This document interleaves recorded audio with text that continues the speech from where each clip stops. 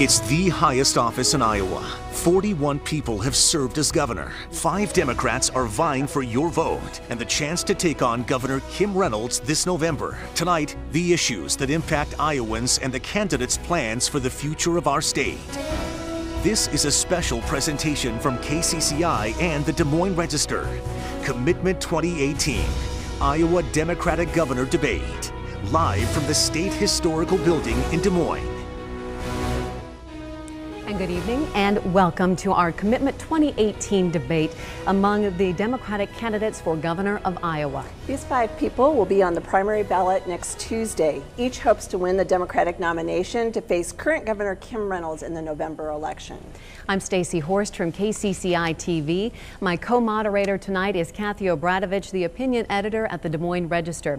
We also want to say hello and welcome to our viewers in eastern Iowa, as well as television station KCRG is also broadcasting this debate on Channel 9.2. We look forward to learning more about these candidates who want to lead our state. Let's begin with introductions. First of all, we have former Chief of Staff to Governor Tom Vilsack, John Norris. Businessman Fred Hubbell.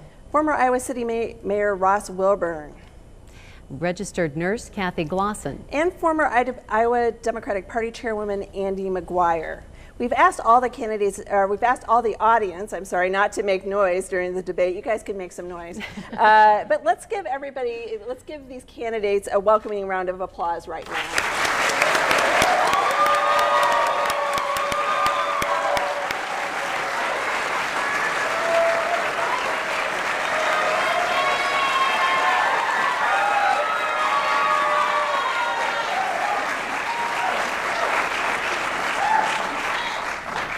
They got that out of their systems. We won't hear from the audience again for a while. Now let's move on to the rules of tonight's debate. Candidates will have 90 seconds to answer a question during the first half of the debate, 60 seconds during the second half. Time cues will come from the colored lights on the boxes in the front of our podium and our desktop here. The yellow light indicates 10 seconds remain. The red light indicates that time is up. If a candidate is mentioned by an opponent, they will get 30 seconds to respond. Candidates will get 45 seconds at the end of the debate for closing statements. Thank you all for taking part tonight. First question of the evening. Why are you the best candidate to take on Governor Reynolds in the fall? We begin with Mr. Norris. Thank you. Well, thank you. Thank you, Des Moines Register and KCCI and all of you, my family and supporters here in the audience and those watching and listeners who are now giving us an opportunity to present our case to you. This election to me is about contesting for power against the wealthy, the special interests, and the corporate lobbyists who are running our government today. I had the experience, having served as Chief of Staff to Governor Vilsack, having run a state agency, having started and run 2 small businesses, having been the head of a state farm organization, United States representative to the United Nations for agricultural policy. Governing is, in this day and age, a difficult task because of the increased influence of the corporate lobby in our state government. You can see it in example after example under this Reynolds administration. Look at the privatization of Medicaid. That's a backdoor corporate lobby deal.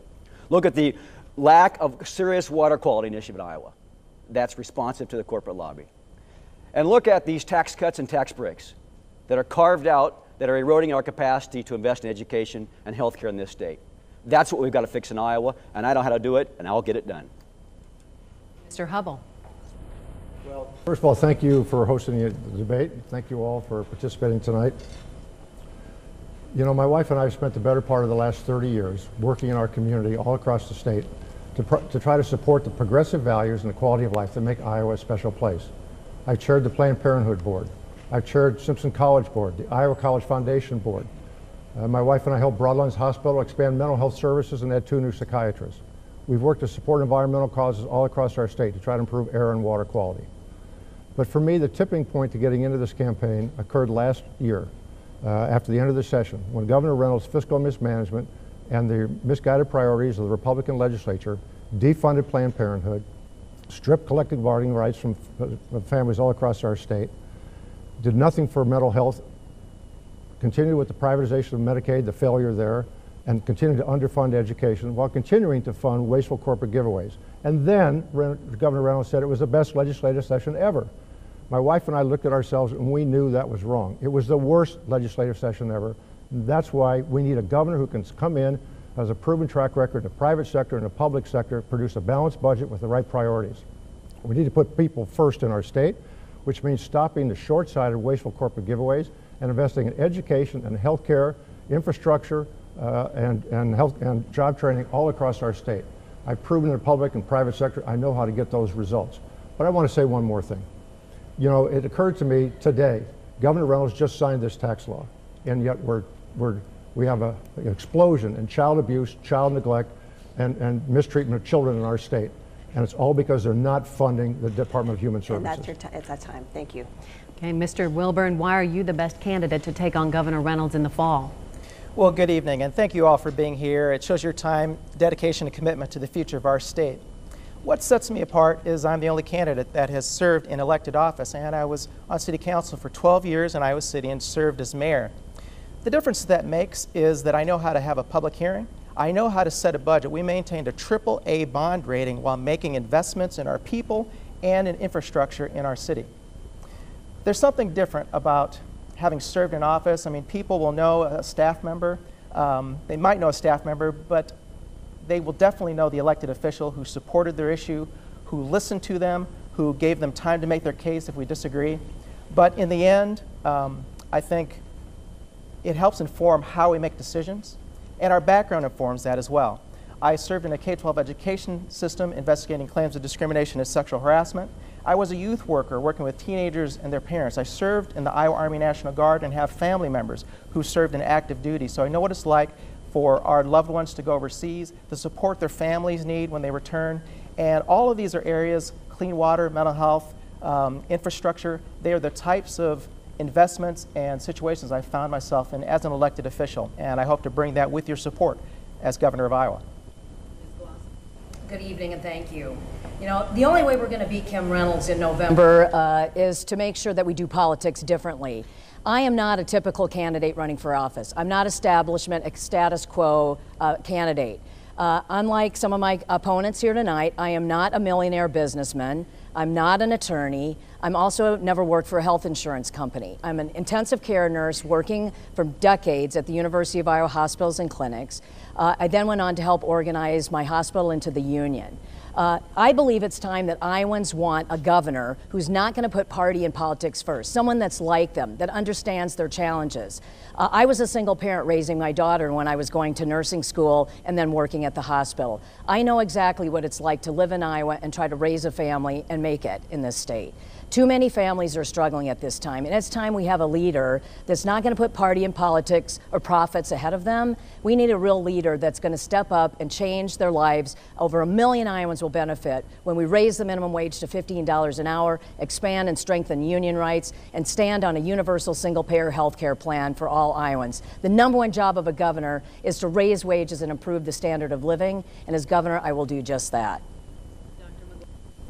Well, thank you, and thank you for doing this. It's so important that our constituents get to hear from us and hear who's going to be the best governor, and I think that's me.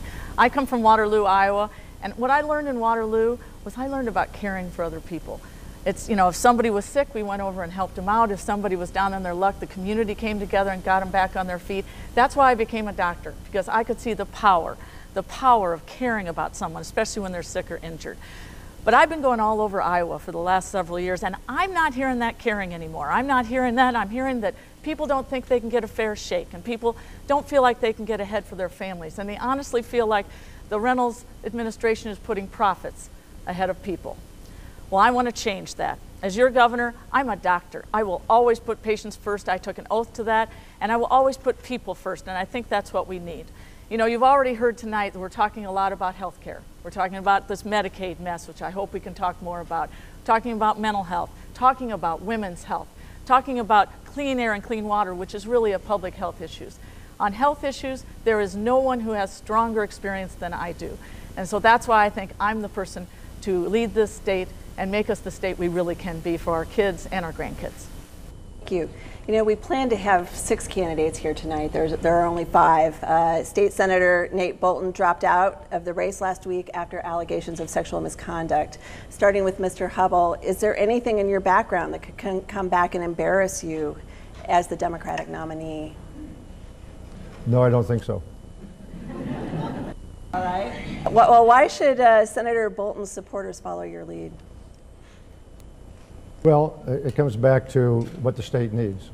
We have a governor who has demonstrated a total lack of fiscal responsibility in our budget, and a legislature run by Republicans who really don't care about everyday Iowans. They care about outside special groups and the base of their party.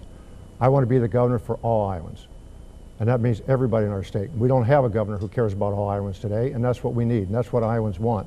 Because I want to pull people together, and I want to get results by focusing on the right priorities, putting people first, investments for the long term in education and healthcare and job training.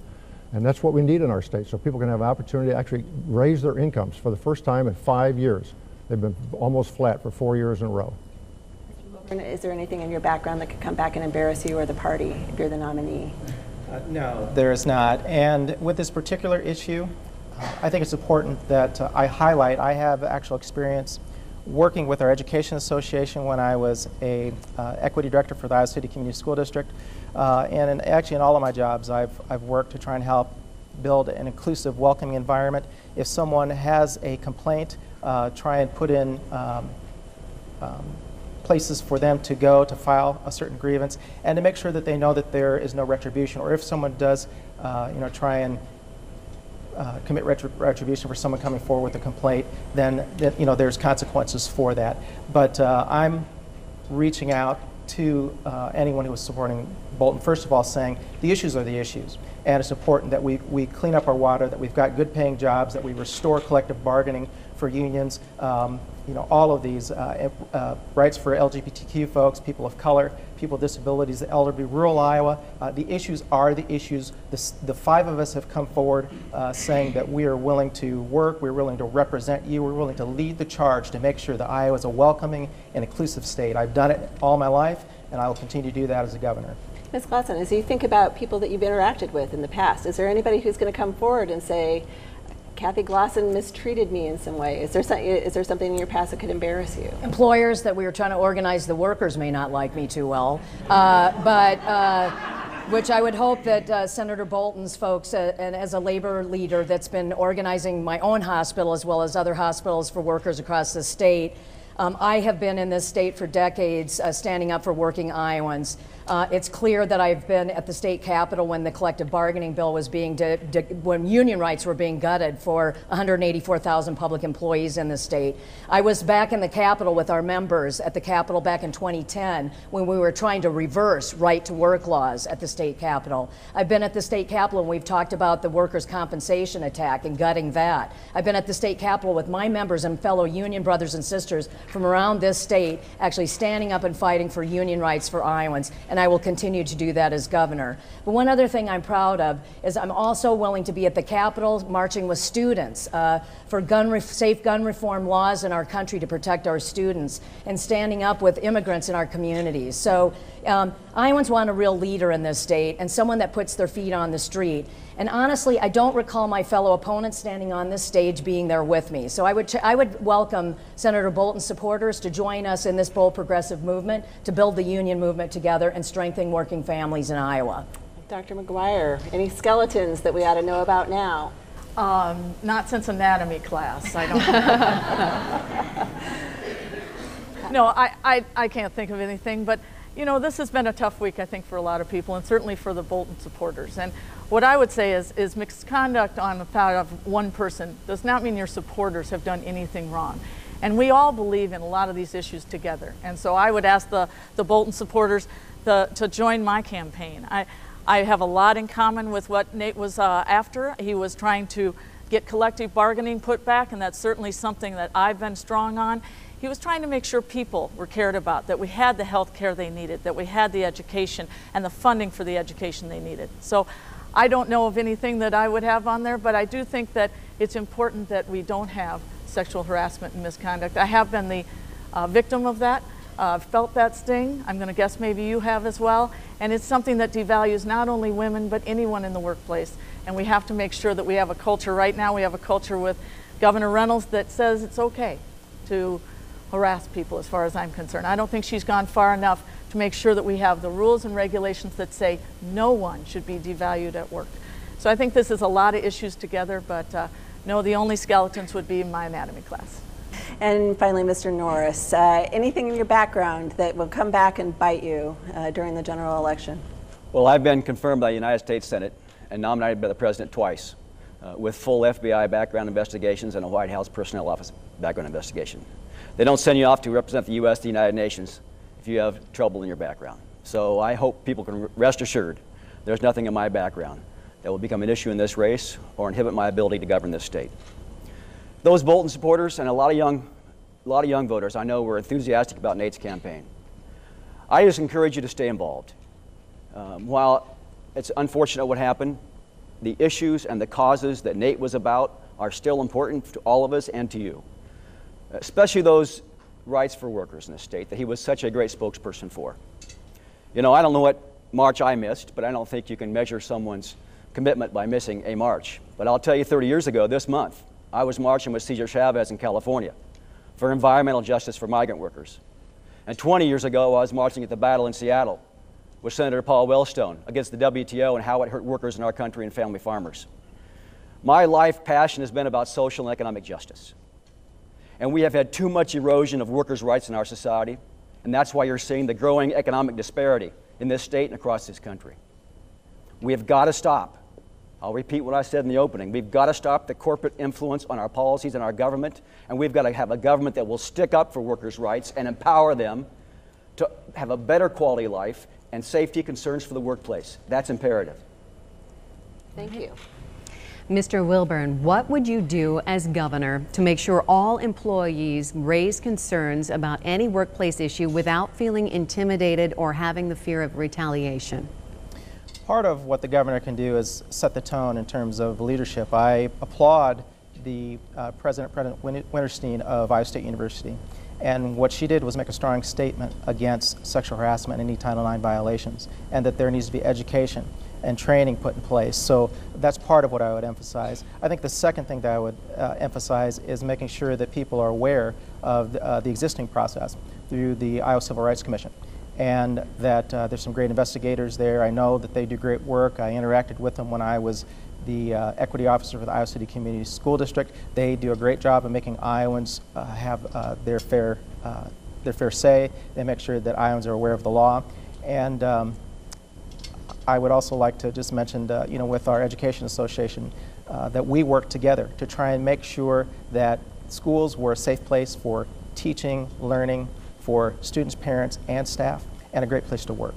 So making sure that those systems are in place. If need be, if there are issues with that process, then making sure that folks are aware of any external process that we might set up. But through that process, they can also request a hearing in front of a judge to make a judge decide and take a look at the case.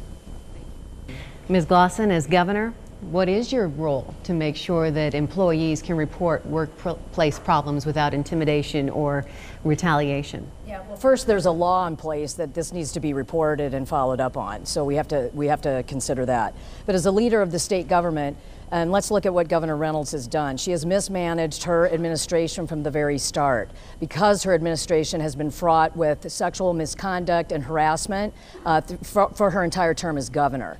She came out saying zero tolerance, and I believe in zero tolerance. As a woman myself, we absolutely have to have that, but that's not what happened under her leadership. As governor, we need an independent third party to make sure that swift investigations occur. The state of Iowa needs to invest in that because the state itself, government should not be monitoring issues that are so important like this. And that means making sure that reporters of misconduct, discrimination, or any workplace concern go through that independent party and are addressed so that the fear of retaliation by your superiors or someone in power are not there, and the culture change becomes clear in state government that there is truly zero tolerance. Dr. McGuire, your reaction to what you're hearing? Well, I agree with a lot of it. I think it starts at the top. I think you have to have a leader who is known that they will not tolerate this kind of devaluing of another human being, and certainly won't tolerate someone retaliating against that person when they're just saying what's going on in their workplace. Where I've worked, we've always had rules where it's not only the person who is being harassed, but anyone around them, anyone who sees this kind of behavior is responsible for making sure that doesn't happen and reporting it to a superior. That superior is responsible for reporting it to HR. There are certain rules and regulations in place at places I've worked that make this not a tolerable situation, and I think we should have that in state government as well.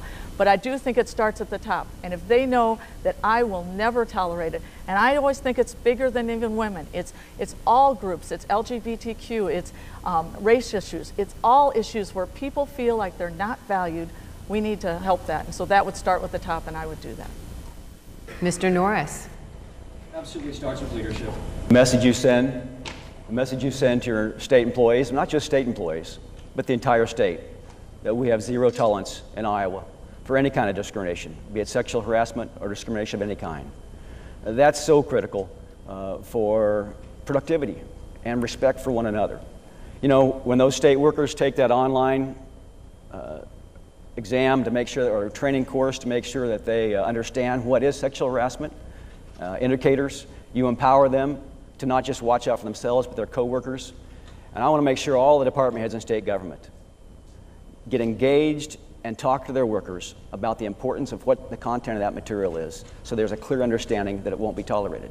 So the message has to come from the top, set by example. I'm proud of my life's work of always being respectful of all folks, and make sure that individuals, be they women or other minorities, not only don't get discriminated upon, but get an opportunity to excel, when they excel, to get promoted. And there's not discrimination in opportunities as well as harassment. And Mr. Hubble. Well, first of all, we need a governor who makes sure that all Iowans, especially women, get treated with the respect and dignity that they deserve. And we need to recognize that that means that the governor needs to be committed to and accountable for transparency and accountability in the government. And we're not seeing that with this governor and this legislature. And it also means if you're an elected official, really you're a role model for everybody else in our society. And that's an extra burden that an elected official, I think, needs to carry with him or her.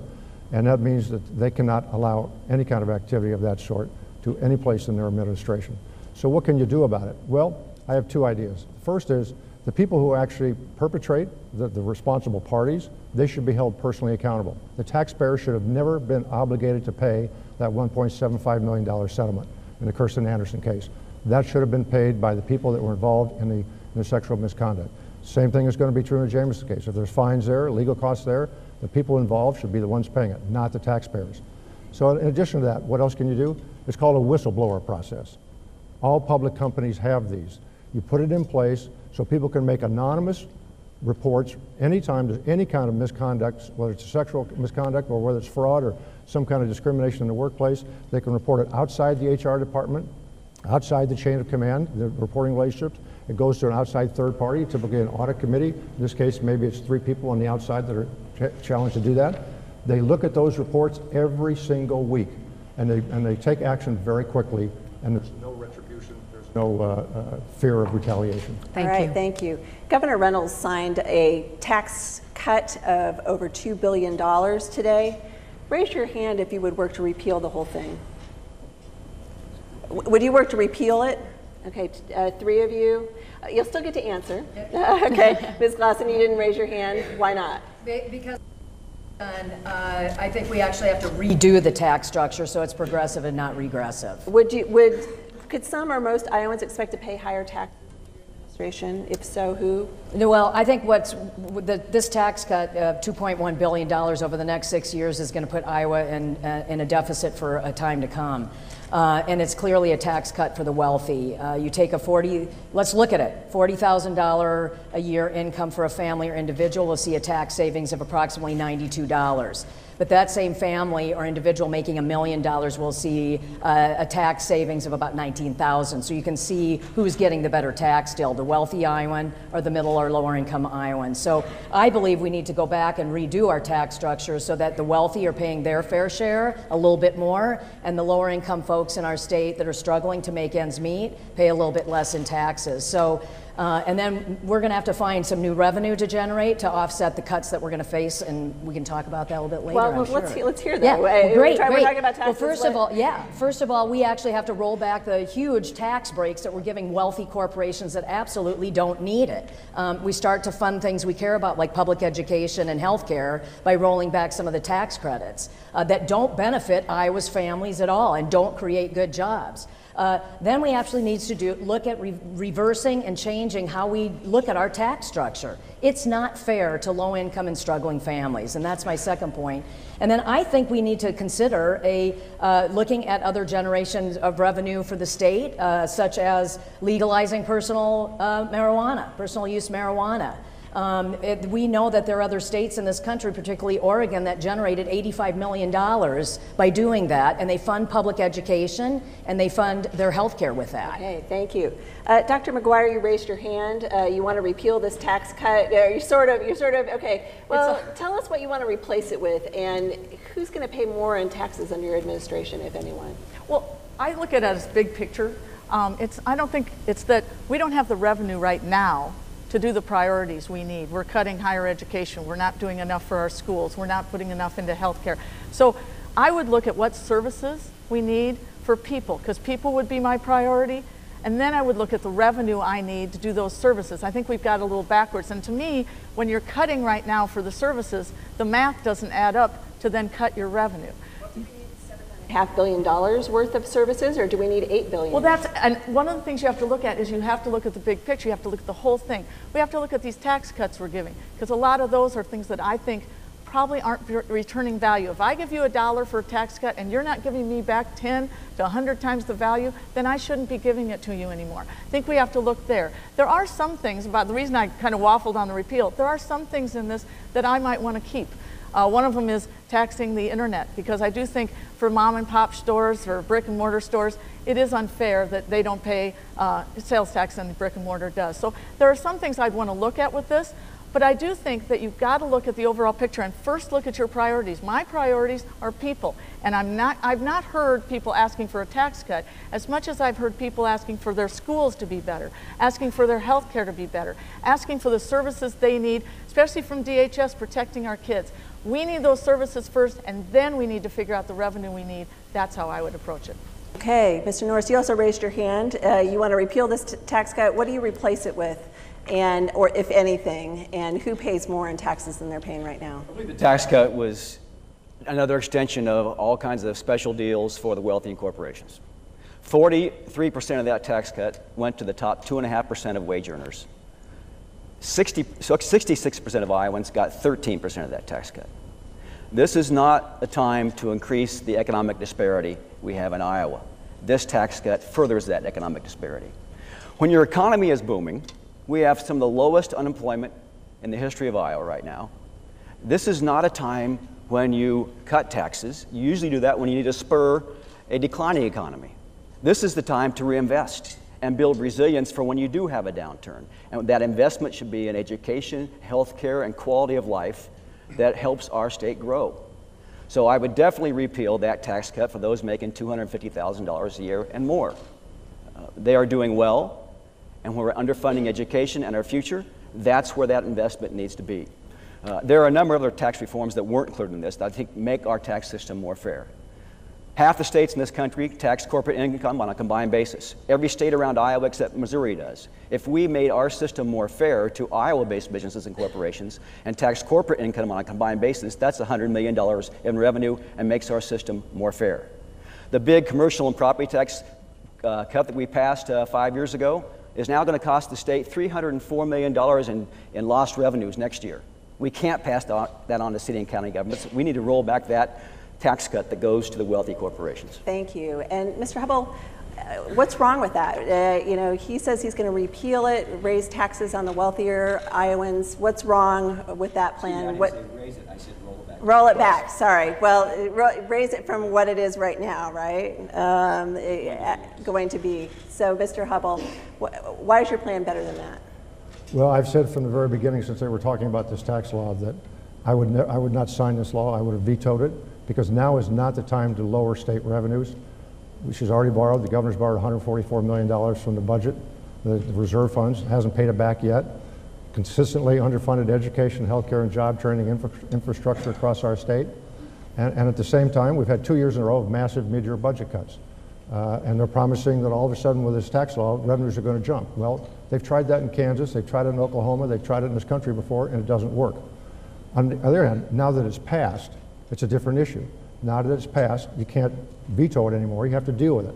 There are some things in that tax law, if you look at it, if you don't use just a purely partisan eye, getting rid of federal deductibility. Democrats have been trying to get that for decades around here, have never been able to do it. That would help our state. Levelizing the playing field between internet businesses and Main Street business is a good idea. They actually proposed having a tax credit review panel. It's about time. I did one of those in 2010. That's the only way we're actually going to address the wasteful corporate giveaways. So those are some of the things we want to keep, but it should have been done on a revenue neutral basis, and it shouldn't be done on a way that it defers the benefits for the low income people and it accelerates them for the big businesses and for the wealthy.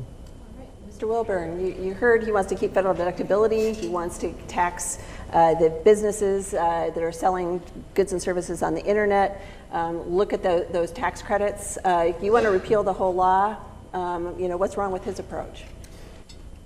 I'm not saying there's anything wrong with his approach, but it's repealing it and looking at those tax credits, that tax incentives that make sense during a time like this where we've got a hole in the budget. It's not something that we can afford to do. Iowans will respect, and Iowans want to have meaningful, sensible taxes based on the services they are receiving. Iowans have been telling us they want mental health care. Iowans have been telling us they want water clean. Iowans have been telling us that they want education funded, K-12 education in particular. And so in addition to a review panel, I would make it an annual review. We have a lot of human service agencies that receive grants from the state federal government. We make them give a report every year. There are times if they are not doing what they say they're going to do, then they're at risk for losing that particular funding.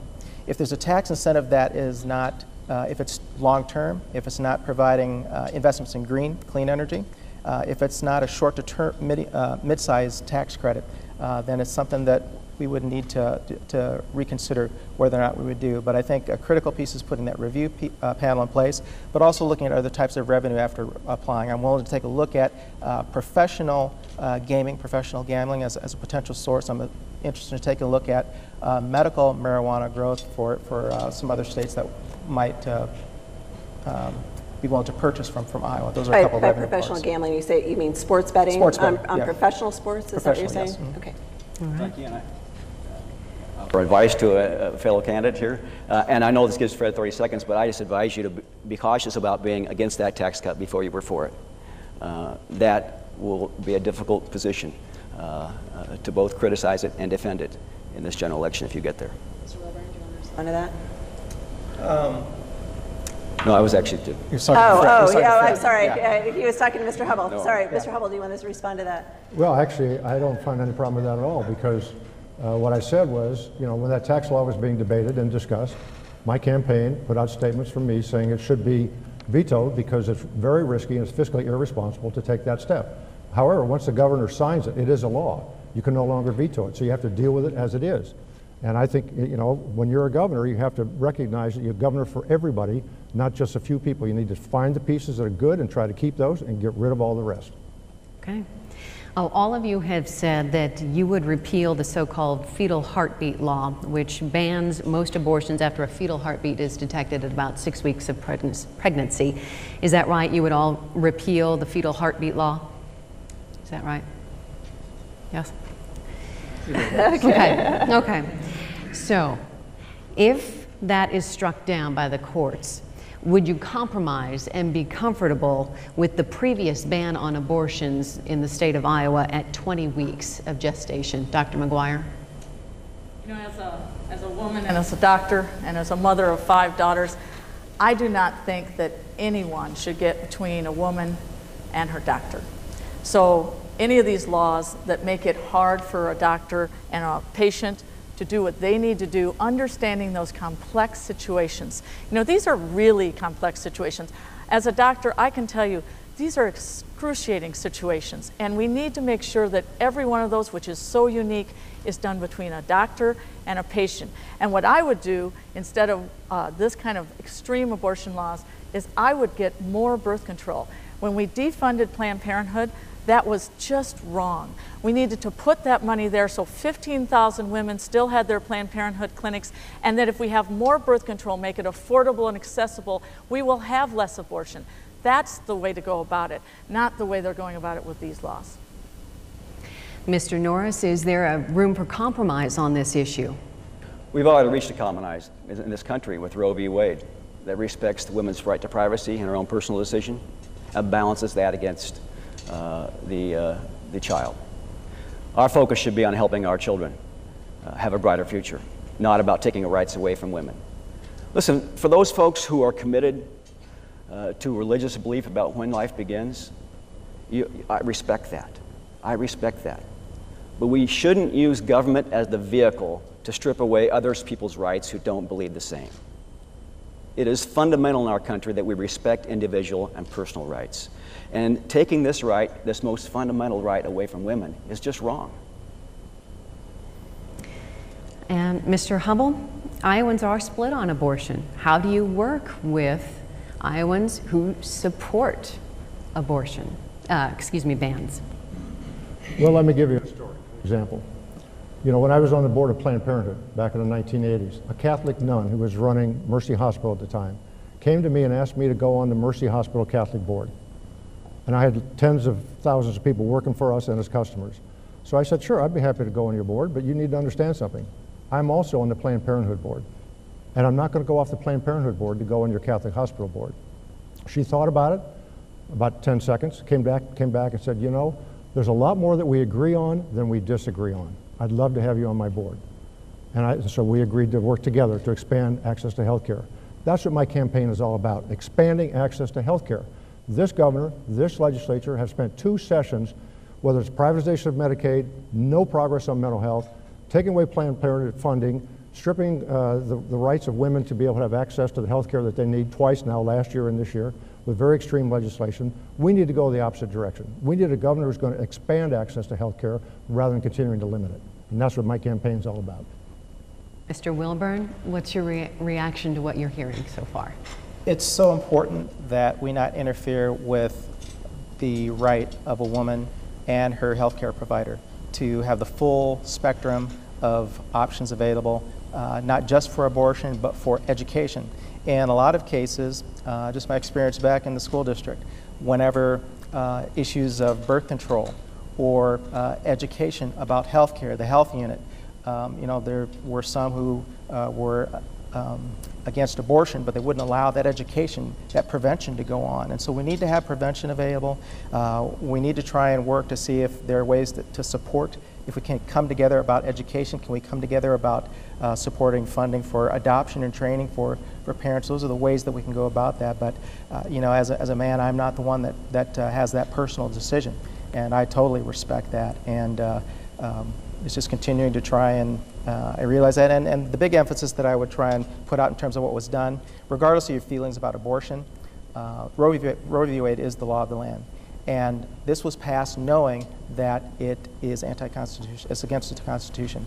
And you know, taxpayer dollars that are going to go towards defending this. The other thing I've heard, I haven't seen this, that there's some law business that is looking at trying to fund that pro bono. And so again, we'll see how that happens, but where's that money going to go? So, you know, follow the money on that one. Thank you. Yep. Ms. Dawson, would you be okay with the compromise at going back to the 20-week ban? No, I wouldn't be okay with that. And as a woman myself that decided to have my daughter as a single mom, that was my choice. I believe that politics and government should stay out of women making decisions when it impacts their health. That is clearly a decision between the woman and her physician or healthcare provider. We need to fully fund Planned Parenthood and make sure that women have access to safe and legal abortions. I have seen and heard the consequences, medical consequences, of women that can't access safe reproductive health care services. We need to absolutely stand up and make sure women have that choice, because it is their own bodies and they have the right to decide what they do with it. What about People who do not want abortion in this state to be legal? They have the option. It's a choice whether you have an abortion or not. The option should be there for women to make that decision. If someone doesn't want to have an abortion, that is their decision, but if they do, it should be available to them. So no compromise? No. Okay. All right. You guys, you guys have, okay. Let's remind the audience that you take time away from the candidates when you applaud, okay? You guys have all criticized the privatized Medicaid that is in place in state government today and talked about bringing it back under state management, state administration. Some of you even talked about doing it on day one, okay? So Mr. Norris, when can Iowans expect to see changes in Medicaid? How long can Iowans actually expect that process to take? Well, day one, we begin the change. We've eroded our human capacity, our fiscal, our human infrastructure in state government to administer this right away. So you've got to phase it back in over time. The last thing you want to do to these most vulnerable Iowans is have a constant changing of their care coordinator. So we bring back in the most severely disabled and most severe mental ill patients first, so that we can stabilize them as we rebuild the capacity for the state to manage Medicaid in Iowa. This is best guess, because it's going to take rebuilding a workforce and training employees and navigating the transfer. I would suspect it's going to take 2 years to bring this back into a state-administered Medicaid program, but it's essential we do it. It's essential that Medicaid be focused on health outcomes, not profits for insurance companies. It is fundamentally flawed today because those insurance companies took it over with a backdoor deal with the Branstad-Reynolds administration, and they wanted to turn a quick profit. The only way they're going to turn a quick profit is to deny services and delay payments, and that is wreaking havoc on our healthcare providers and our most vulnerable Iowans. So we've got to have managed care so it's run efficiently, but the focus has to be on bringing that long-term cost down for Medicaid by investing in individuals and their health care needs, so we do a better job of maintaining and improving their health outcomes rather than threatening their lives. Thank you. Mr. Hubble, Mr. Norris says he can do it in 2 years. How long do you think it would take you to reverse the privatization of Medicaid? And what can Iowans expect? Well, I think we need to recognize first that the privatization of Medicaid has been an absolute failure in our state. And I've been saying that ever since last fall. Over 40,000 Iowans have had their benefits denied or reduced. Many providers don't even take Medicaid patients anymore because they don't get paid properly. Others have gone out of business because they don't get paid properly. And our state hasn't saved anywhere close to the amount of money that they're supposed to save, although who knows what they've saved or not, because the governor can't give us any reliable information about that.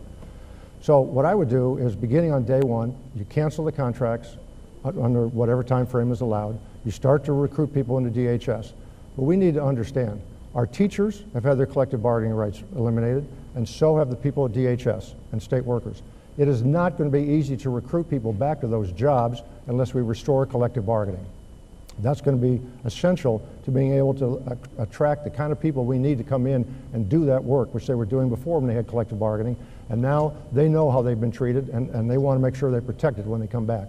So what I don't want to do is rush into it and do it so fast that all of a sudden everybody who's a patient gets put through all the confusion and the problems that they had when they privatized it the first time. I want to make sure it's a seamless process. So you cancel the contracts, you hire into people, you change the leadership. The people who are leading that effort should not be there when I'm governor because they don't know what they're doing and they're taking it in the wrong direction. And then we need to hire the people back and gradually bring it in piece by piece so there's no disruption in people's services. And is it going to take more than 2 years or less? No, I think it'll take less than 2 years. Less? How much less? I think my goal would be to have it done within a year. Within a year. Mr. Wilburn, how long does it take to reverse the privatization of Medicaid and bring it back under state management, if that's what you would propose to do? That's a good question. And I'm not going to do what what the Republican governors have done and do something behind closed doors, do it instantaneously without a plan.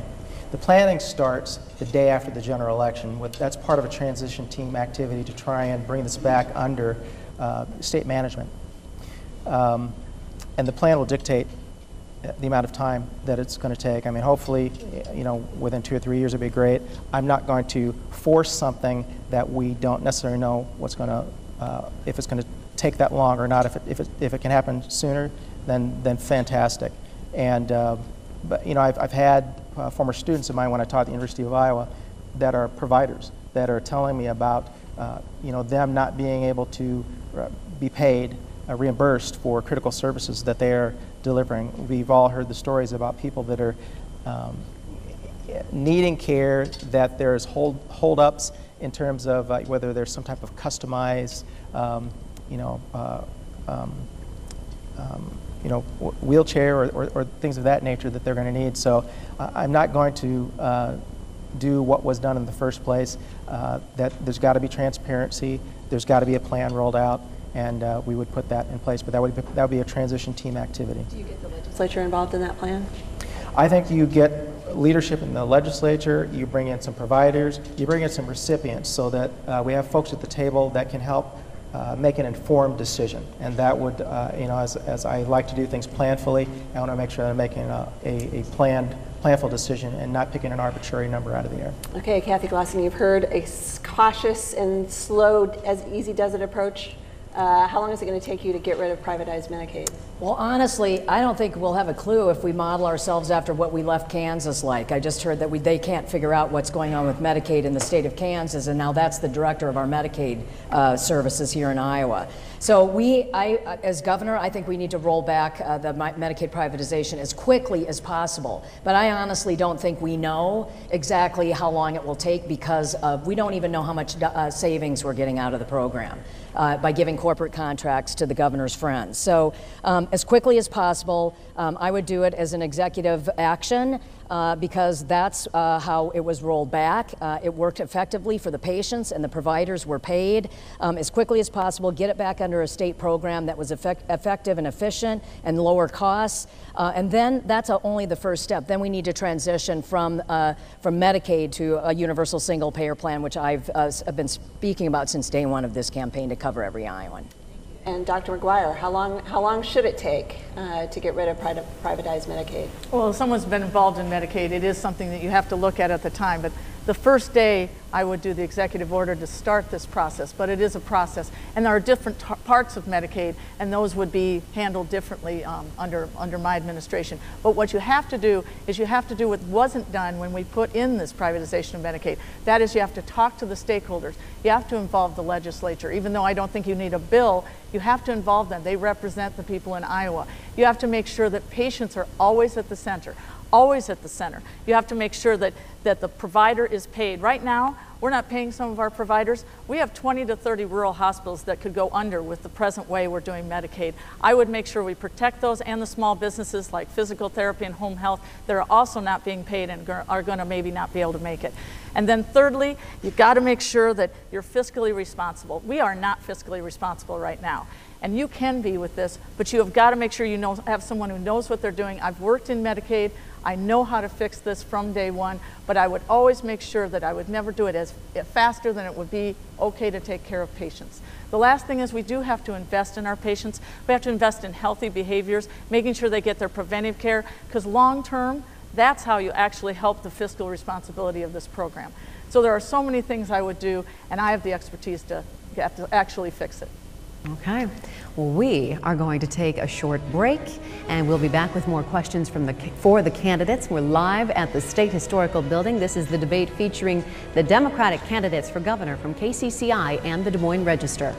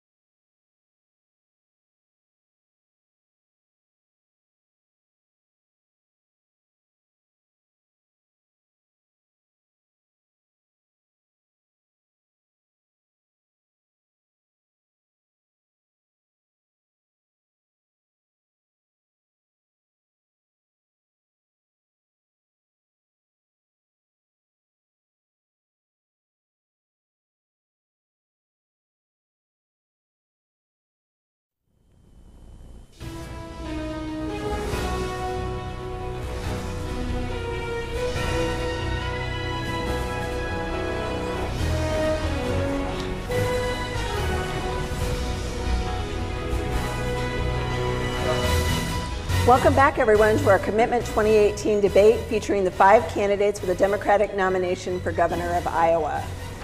For this portion of the evening, we're going to be asking specific questions to each candidate, and you'll all have 60 seconds to answer.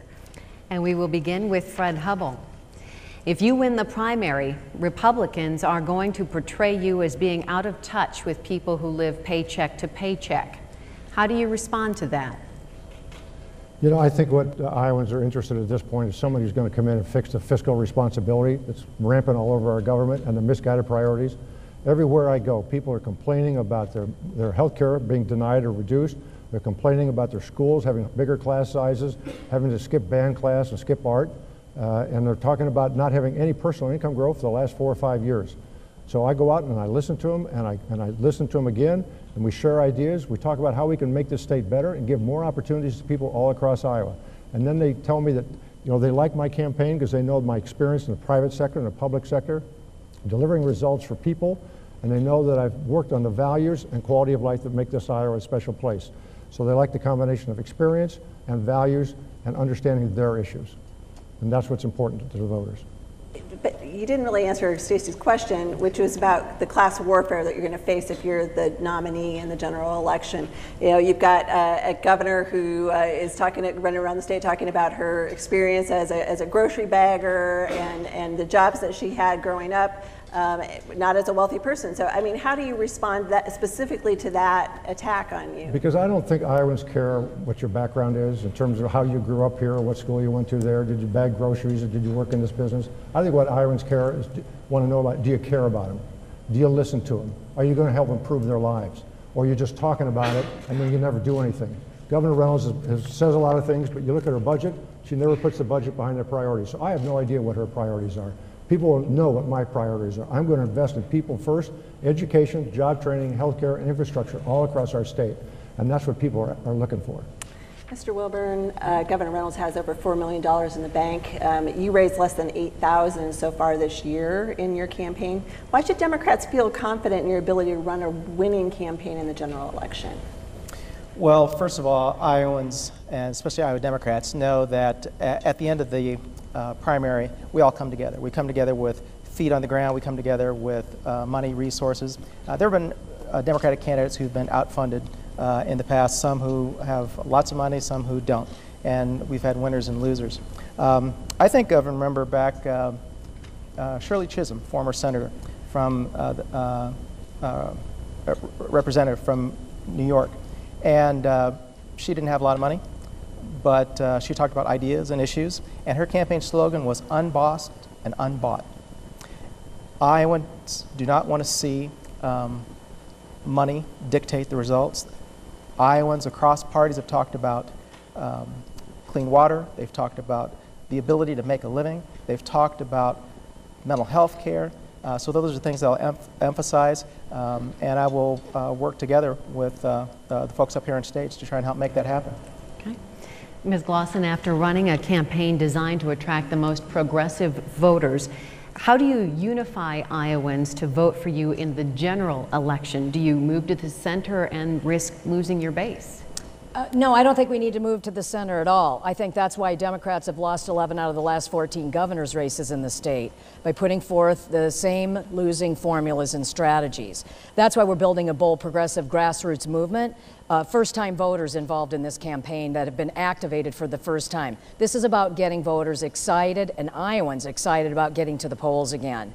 It's about improving their lives, and there's nothing radical about having a living wage, a $15 minimum wage, ensuring that they don't have to worry about how they're going to pay their health care bills at the end of the day. It's ensuring that we have clean water and that our students, when they go to school, are going to come home safe at the end of the day. That's what Iowans want and deserve, and we shouldn't settle for anything less.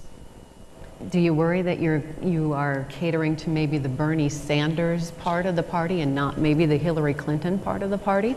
Don't you need those folks to come on? Well, of course we do, and of course we all want these things, and so there shouldn't be, we unify through these issues, and so it's what Iowans deserve and what we want. And we have Republican voters out there that love our campaign because we are an issue-based, people-powered campaign, and that's what it's going to take to beat Kim Reynolds in November. Dr. McGuire, you were the state Democratic Party chair in 2016. Some Iowa Democrats are disappointed that you didn't deliver the state for Hillary Clinton. How can you reassure them that Democrats would see more success with you as their nominee and as head of the party? Well, I can tell you, we did hard work to get everything we could do. I won't say that. Everything we could do to elect our candidates up and down the ticket. And so I'm very proud of our county chairs. I'm proud of our activists. I'm proud of what we did. We were fiscally sound. We did a great job of getting the infrastructure of the Democratic Party done. And when a national wave comes over the top, there's not much you can do about it. And so I'm proud of the work we did, and I know I can do that as the candidate. I've been talking to people all over the state, and it's not about Bernie anymore. It's not about Hillary anymore. It's not about Martin O'Malley. It's not about any of those candidates. It's about the terrible legislation that has been passed in this Republican House and Senate and this Republican governor. That's what people are talking about. They're talking about their lives being really disrupted by this terrible collective bargaining, by work comp, by the terrible women's issues that we've talked about, by voting. This is a problem, and that's what's uniting us, and we will be united in this election. Is there anything you regret about your service as state party chair? You've talked about what you were proud of. Is there anything you regret? Oh, I think you always look back and think about doing this or doing that. I can tell you that everybody I worked with, our hearts were in the right place. We wanted to get democratic values across. We wanted to make sure we elected people who had those democratic values. So that part I'm certainly not regretting. Mr. Norris, you left Iowa and you worked in Washington, D.C. for years. Republicans and some Democrats claim that you are a Washington insider. How do you respond to that? President Obama called my wife Jackie, asked her to go to work in the White House. Secretary Vilsack called me, asked to go help him serve Iowans and the nation at USDA. If I'm a Washington insider, it's because I went to Washington to work for Iowans. And that's why we returned home as soon as our service was done. That's why we left. We always intended on coming home after our service is done. But I tell you what, it doesn't help to have a governor who knows the details of USDA because of what they're doing and what the policies are set for Iowa farmers and rural communities. I think that's an asset. It doesn't hurt to have a governor who went to the United Nations and learned how our U.S. ag policies don't just impact Iowa farmers, but farmers and food production around the globe. And it doesn't hurt to have a governor who's been on the Federal Energy Commission and leading the fight against climate change with renewable energy and energy efficiency. So I think those experiences I had add to my ability to be a governor of this state on key issues for our future. All right, thank you. Okay, I guess so we're going to continue with our questions for all 5 candidates now. Okay, and starting with Mr. Hubble. U.S. News said Iowa was the best state in the nation as a place to live. Certainly Governor Reynolds has been touting this in television interviews and as she travels around the state. Do you agree Iowa is #1? Why or why not? Well, you know, I learned a long time ago that you should not pay attention to what Washington think tanks or other outside parties talk about. What you should listen to is the people. The people in your company, like in Yonkers, the people who are on the sales floor. All those people, they knew their customers, they knew the markets, they knew what was working, what wasn't working. So what I pay attention to is what I hear from the people all across our state. We've been to all 99 counties. We've been listening to people for over a year now, and we're getting a lot of input from them about how dissatisfied they are, because they know that this governor and the legislature cannot manage a budget properly. They know that the misguided priorities are resulting in extreme legislation in this state that is not typical of Iowa. They know that we've been underfunding education, underfunding healthcare, and that's starving rural Iowa particularly, because their schools and their healthcare providers are losing people, they're losing resources, and they can't provide the education and healthcare that people want. You're saying Iowa is not the best state in the nation as a place to live and Absolutely. work. Absolutely. Is there a state that you think is a better model for the things that you're talking about? Well, what I'm talking about is you know, we need to have a governor and a legislature who are willing to invest for the long term. They're following the old trickle-down theory. You just cut everything that you can, reduce your revenues, and hope that you know, all of a sudden revenues go up. It's been proven many times not to work. I've seen what works is investments in people, investments in education and healthcare and in infrastructure, restoring collective bargaining. That's what can help people actually have better quality lives. We can attract higher quality jobs, and we can have a sustainable economy based on our state's strengths, not tax credits. Okay, and Mr. Wilburn, is Iowa #1? I would say Iowans are #1. When we have people of color, youth of color in K-12 education that are overrepresented in special education, disparities there. When we've got people of color that are incarcerated, some for nonviolent offenses, then that's not right. When we've got people in the LGBTQ plus community who are facing discrimination and threats of conversion therapy. When we've got rural farmers who are fearful of the instability that President 45 creates with his tweets related to trade and tariffs. That's not right. Iowans need certainty from a governor. They need planful from our governor and government planfulness. And we can take Iowa and make it the state that we can be. Ms. Clausen, do you agree with U.S. News & World Report? Is Iowa #1 in the nation to live and work? Well, I think we should ask the 381,000 Iowa households that struggle every single month to make ends meet in the state. Or let's ask the 600,000 recipients of Medicaid that need those services and can't access those. Or let's talk about the 184,000 public employees that lost their union rights under this governor and the prior governor's leadership. And let's talk about the nearly 15,000 Iowans that can't access health care and reproductive services, particularly in our rural communities, because we defunded Planned Parenthood and closed clinics that provided essential health services to both men and women. And let's also ask the hundreds of thousands of teachers and nurses in this state that go to work and are overworked and underpaid every single day, if they agree with the story in that report. All right. And Dr. McGuire, do you agree? Well, I love Iowa, but I have trouble thinking that we're #1 when I talk to people all the time who are struggling with mental health, with substance abuse and addiction. You know, we're 50th in mental health beds. That's not #1. We're 47th in mental health providers, and we've turned our sheriffs really into our first-line mental health providers. And, you know, God bless them for keeping people safe, but they have nowhere to take them, so they take them to jail, or they take them to emergency rooms, two of the most expensive and worst places for someone in crisis. If we want to be #1, we have got to make mental health a priority so that we can get out of being 50th and 47th. Also, when I was growing up, education, we used to be #1. We were certainly in the top 5. We are not any longer. And that's because we're not giving the resources we need to have the teachers have enough to teach our kids. And that's in every zip code. I talked to some people in Pekin, a rural school. They're just getting squeezed because of the transportation costs and the lack of us putting any more revenue into there. We put 1% increase in this year. That's not how you make that #1. So I would argue with that statistic. All right, thank you. And Mr. Norris, are you going to argue with that statistic? Well, I am, because if you look at the underlying data in that study, it went back 3 years, so 2015, 16, and 17. So it doesn't account for the erosion of the last 3 years under the Branstad and now Reynolds administration. In that study, we were ranked 21st in the country for fiscal responsibility, and half that score was because of our bond rating. That was the bond rating they inherited from the Vilsack and Culver administration, which they are eroding with this deficit spending. It ranked as high in infrastructure, in education and healthcare. With the privatization of Medicaid, we're going to see that healthcare, especially those rural hospitals, go down in terms of level of services.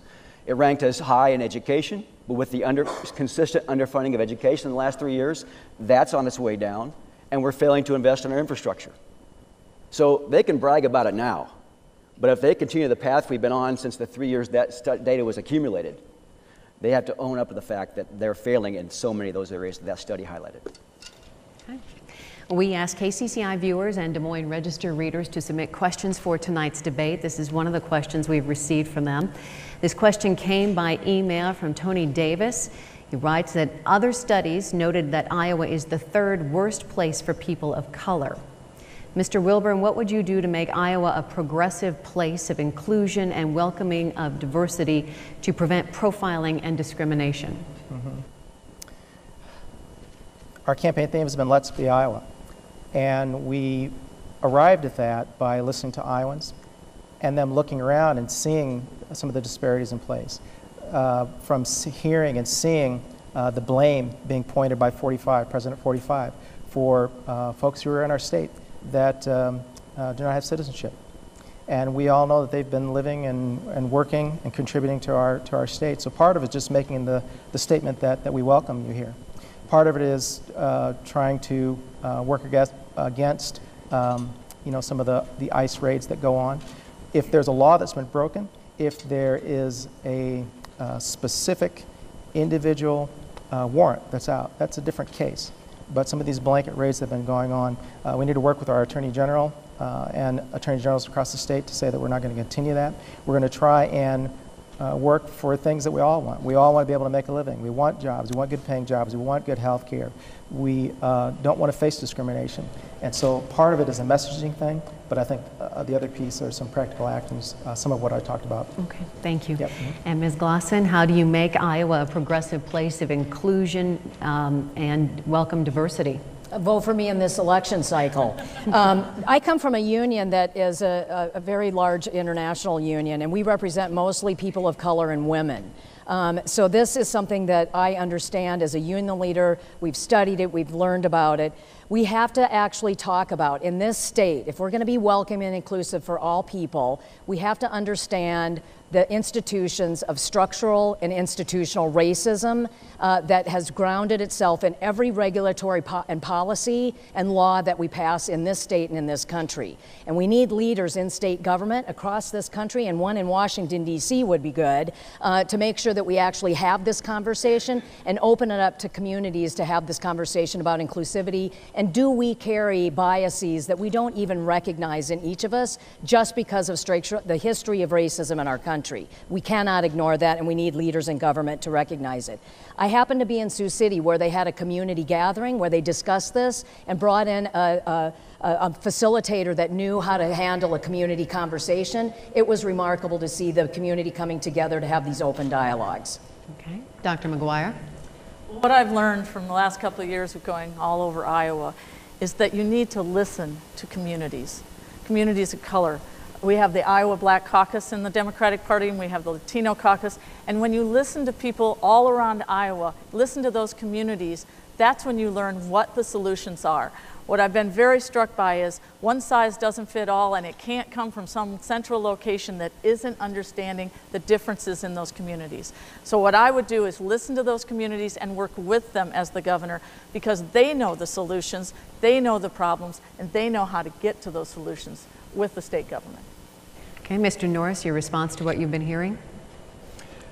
Well, I'll tell you what, it's certainly not elevating Steve King to be your co-chair of your campaign, which is what Governor Reynolds did. That sends the wrong signal for Iowa and who we are as a people. We should look at what Governor Ray said as an example by welcoming the Southeast Asians to Iowa after the Vietnam War. When I launched my campaign, I started out in Storm Lake, because that community is growing because they're welcoming new immigrants, not without struggles. So when I was in Humboldt, sat in that VFW and talked to those community leaders about the new pork plant going in Wright County, I said, you're going to have an influx of Latinos and African refugees. Go to Sioux City, go to Storm Lake, talk to them about the challenges they've had, because you're going to be much better off if you embrace diversity than try to resist it. And that's the leadership the governor should be providing this state, is embracing diversity, because those new immigrants are helping repopulate a lot of rural Iowa, helping our workforce needs, and bringing a whole new sense of Iowa. Diversity makes us stronger. I believe that, and as governor, I'm ready to lead that. And Mr. Hubble, how do you make Iowa a progressive place of inclusion and welcome diversity? Well, it starts with leadership. It always does. And that's what we're not seeing from this governor. You know, her style, going back to your previous question, is all about divisive politics. Pick up the ideas that divide people rather than the ideas that unite people. So we need a governor who's going to stand up and put people on her administration and the department heads and on the key people that report to her and work in state government that actually represent our community of the state. We don't have that today. You know, I'm proud that our campaign is a very diverse campaign, and it represents the state that we live in and the state that we expect to live in the future. And that's the kind of governor I want to be. I want to make sure all voices are heard in my administration, because we need to send that kind of direction. We need to be welcoming, we need to be inclusive, and we need to listen to everybody and get their ideas how we can improve the economy and the opportunities for everybody, not just the few. And it also means that you know, we've got to recognize what Governor Ray said and what Tom Vilsack said. We don't have enough people. We're not going to recruit people if we're passing extreme legislation. Thank you. All right, thank you. Ms. Glosson, Ken Clark sent in this question. What legislation will you introduce regarding sensible gun laws? Oh, that's easy. And I'm the first Democratic gubernatorial candidate on this stage to receive the Candidate of Distinction from Moms Demand Action. I came out in November with the beginnings of my gun reform policy, which is a 72-hour waiting period before purchasing a firearm, raising the minimum age to purchasing a firearm to age 21, universal comprehensive background checks on every gun sale in the state of Iowa, and then a ban on high-powered assault rifles in this state. Because there is not a radical notion that when a family or a parent sends their child to school or someone to work, that they come home safe at the end of the day. Right, Dr. McGuire, do you agree with what you just heard? Well, I do. I've been in the emergency rooms when I've seen the what weapons of war, I would call them, do to people. And that doesn't take you long to realize we should not have those on our streets. And I do agree with the background check, and I do agree with the waiting period. But I think we have to talk about, this isn't about your right to have a shotgun if you're on an acreage and you want to protect yourself. That's not the rights we're talking about. We're not talking about the rights of hunters. We're talking about the rights for anyone to be safe in a movie theater, in a school, walking down the street, going to a concert. That's the rights I want to protect. So I would want common sense gun laws that would make sure that those rights are protected and that people are safe. Personal liability for gun owners. We've seen situations where now children are using their parents' weapons to carry out mass shootings. Well, first of all, I think there should be safety issues. They should be locked up, the guns should be locked up and protected so that children cannot get to them and use them in a manner they shouldn't. So I think that's one of the first things we could do. Do you go after gun owners if they don't lock up their guns? I think you have to hold adults responsible. Okay, all right. Mr. Norris, what sensible gun laws would you propose, or that our reader here, Mr. Clark, might think was sensible, and just tell us your plan for guns. Sure. Well, first of all, congratulations, Kathy. You must have beat me to the mailbox, but I was the second candidate to get the candidate of distinction for the Moms Demand Action, a great group, trying to bring common sense gun laws to our state of Iowa. You know, I am a hunter. My brother is sitting up there, just won his 7th state shooting championship last weekend in Indianola. This isn't about taking away sporting guns or hunting guns. This is about making sure we can reduce gun violence and protect and prevent gun violence in our state. So my philosophy is, if you need a gun right away, you probably don't need a gun right away. And we should have a waiting period for particularly for any kind of gun in Iowa. There's no harm in that. Plan for it. Plan your purchase 3 days ahead and you'll be fine. You know, we also need to make sure that anything that converts a weapon into an automatic functioning weapon has no place in our society, and those should be outlawed. We can move forward on a number of good measures on the mental health side too, to make sure we're helping Iowans so we reduce the threat of someone that isn't able to handle a gun and shouldn't be owning one. So common sense gun laws that don't infringe upon the rights of gun owners to hunt and sport shoot, I think Iowans will get behind. All right, Mr. Hubbell, what's your plan for responsible gun laws? Well, I think all Iowans would welcome more common sense gun laws, but our governor says it's a federal issue, and we have reasonable laws in our state, so end the conversation. And I think she's wrong on both counts. You know, what I think we need to do is recognize that the discussion shouldn't be about gun rights and gun control. It should be about gun safety and public safety. That's the conversation that's missing. I have 8 county sheriffs that are supporting our campaign because they know I'm committed to public safety. And I've been talking to them about these issues. And they want to support public safety, and they want to have common sense gun laws. Matter of fact, they want discretion back to be able to decide whether a license to get a gun should be allowed or not. That was taken away last year by this legislature. And I think they should have that discretion. I also think we should not be putting more guns in our schools. That would be a step in the wrong direction. And I also think that, look, every 34 hours in our country, a youth is killed with a gun. We need to make sure there's a lot more gun safety for youth in our state so that we can prevent those kind of, sometimes mostly accidental, but sometimes otherwise accidents. Right. Mr. Wilburn, what's your plan for gun safety? I too support sensible gun ownership, and it should be about safety. I welcome and thank Moms Demand Action for candidate distinction as well. You know, not only background checks here, but also trying to push our representatives in DC for comprehensive national background check system. It needs to be updated. There's differences between the states and at their compliance with upgrading that information. But you know, right away after the last debate we had, a statewide gun ownership group, they right away put out fundraising ads on all of us, calling us anti-gunners. And part of it is the governor saying we don't need to jump to that extreme. It is not about taking away the rights of hunters. It is, you know, some of the weapons of war. But even beyond that, we just had a previous question about safety. It is about school safety and personal safety. But even the stand your ground law, you know, people of color, young people, others, you know, just putting that in place sends a strong signal of unwelcomeness here in the state. And it's something that I would try and reverse. Thank you. Well, more questions for the candidates are just ahead tonight. We want to thank everybody for watching on TV, the live streams, and a special hello to Eastern Iowa. Television station KCRG is also carrying this broadcast on Channel 9.2.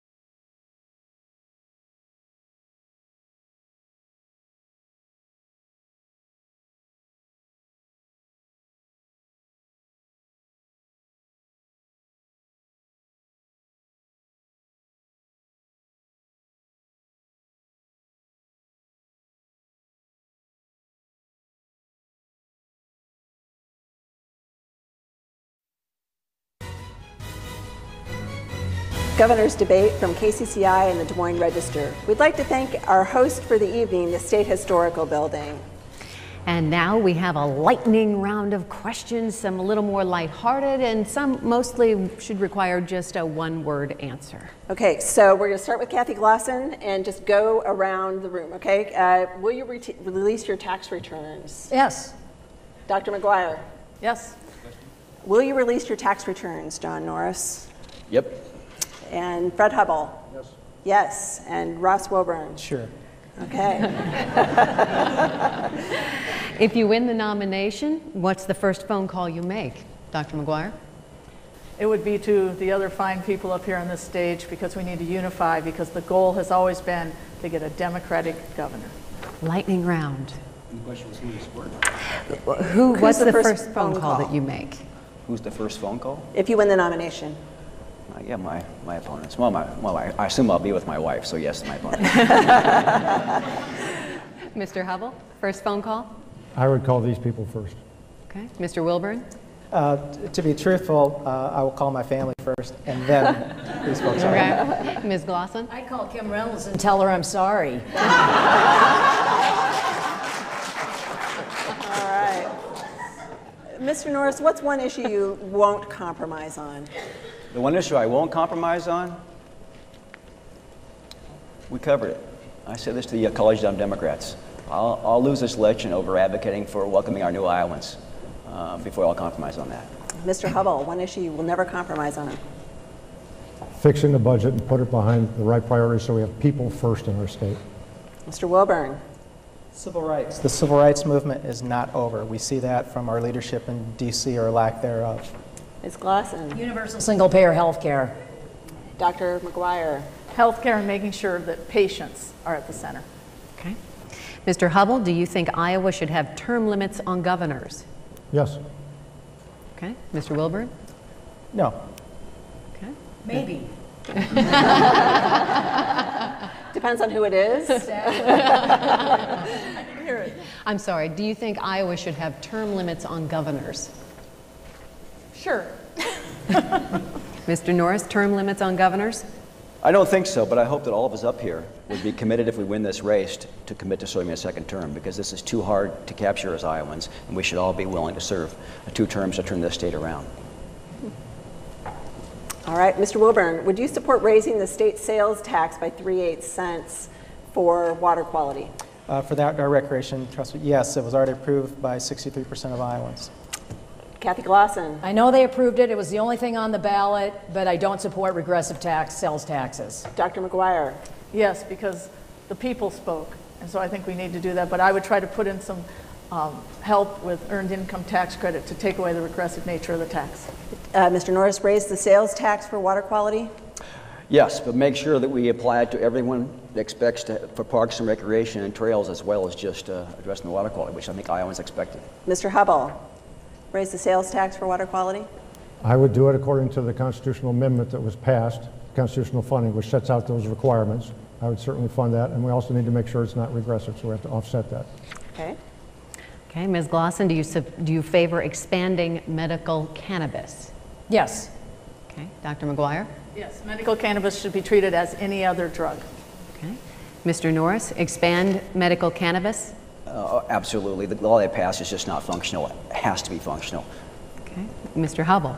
Yes, I would. Okay. Mr. Wilburn? Yes, because there are Iowans hurting and dying that can benefit from this, including some family members of mine. Okay. Do you favor decriminalizing marijuana, Dr. McGuire? I would certainly look into it. I think it's right now hurting people of color, incarcerating them at a higher level, so I would certainly look into it. John Norris, decriminalize marijuana? Yes. Yeah. Fred Hubble, decriminalize marijuana? Not yet. I think we need to see actually how it works in other states for a longer period of time first. Mr. Wilburn? Yes, reduce the schedule. That'll allow some experimentation, exploration, research for the research to be done, how to implement it. And for your listeners, there's a distinction between legalization and decriminalization. Yes, yes there is. Okay, candidates, thank you so much for participating in tonight's debate. And we'd like to let you have the final word this evening with some closing statements. We drew for the order earlier this evening, and we will begin with Kathy Glosson. Great. Thank you so much for hosting this tonight. This year in Iowa, we have a unique opportunity.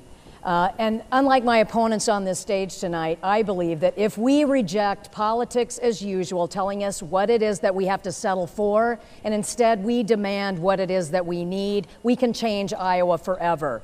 It's time for us to stand up together and fight for the things we care about, like ensuring universal single-payer health care to cover every Iowan, making unions available no matter where you work, making sure that our water is clean and that it's a birthright of every Iowan for clean water, fully funding public education and making college affordable to our students, and passing common sense gun reform. This is a bold progressive movement that we built from town to town, house to house, and I invite you to join our movement. I'm Kathy Glosson, and I would be honored to have your vote. Thank you so much. Mr. Wilburn. Thank you. And as I've traveled across the state, I've been hearing from Iowans and their concern about mental health care, your concern about clean water, about kids' education not providing for our future, about racial discrimination, about disparities, about concern from the LGBTQ+ community. What I've been hearing from you is that you don't recognize the state anymore. And also what you're saying is, let's be Iowa. You know, Iowans, they vote on issues. Iowans, they don't vote on opinion polls. They don't vote based on endorsements. Iowans vote on their issues, their hopes, Iowa values, Iowa dreams. I'm asking for your vote. Let's do this together. Let's be Iowa. Mr. Norris. Well, thank you so much for listening. We didn't talk much about education tonight. Education, public education is my #1 priority. I won't go cheap on our children's future, and I won't accept mediocrity in public education. We will be the best in Iowa again when I'm your governor. I'll also take on those corporate interests. We don't need a corporate governor. We need someone who fights for people. I'm going to wake up every day. How do we close this income gap? How do we empower workers? How do we increase quality of life for Iowans? I'm going to redefine economic development. to not being what is the corporate need, but what are our human needs. That's what government and what we should be about as a people. Restore that sense of community, that love for the land, and that fundamental belief that public education is the great equalizer and provider of opportunity in our state. I would love the opportunity to serve as your governor. Mr. Hubble. Well, thank you all for watching tonight. You know, I want to make sure that Iowa is known in the national news as a state that has some of the best health care, including mental health care, in our country. Not as a state that defunded Planned Parenthood and recently passed the most extreme anti-women's health care law in our country. I want Iowa to be able to recruit the jobs and the people of the future to our state because we have highly trained, educated workforce, good quality of life, and clean water, not big tax breaks. And I want Iowa to be known as a state that has a wonderful education system, back to being where it was before, #1 in the country, not as a state that stripped collective bargaining rights from our teachers. But let's face it, Governor Reynolds isn't going to fix the mess we're in because she doesn't even think it's a problem. But you know it's a problem, and I know it's a problem, and that's why I'm running for governor. That's why I need your support on June 5, so we can turn this state around and get it going in the right direction. And Dr. McGuire. Well, as you've heard tonight, we talk about health care, talk about fixing this Medicaid mess, we talk about mental health, substance abuse and addiction, we talk about women's health, we talked about clean air and clean water. This is a public health issue. These are all health care issues. I have spent my life as a doctor and as someone in health care. I know with my expertise and my passion that I can fix and get solutions to these problems. And we need to do that for my kids and grandkids and for your kids and grandkids. That's the Iowa I see as governor. That's why I'd like to win this election on June 5th, and I ask for your support. Thank you, candidates. That concludes this evening's debate. Just a reminder that we will be back here tomorrow night, same time, same place, with different Democratic candidates, the ones running for the 3rd District U.S. House seat. They're all vying for the nomination to challenge incumbent Republican Congressman David Young. This is all leading up to primary day, Tuesday, June 5th. You can go to iowavoterready.org to find your polling place. We thank you so much for joining us this evening here at the State Historical Building. Have a wonderful night, and now we can hear it from the audience.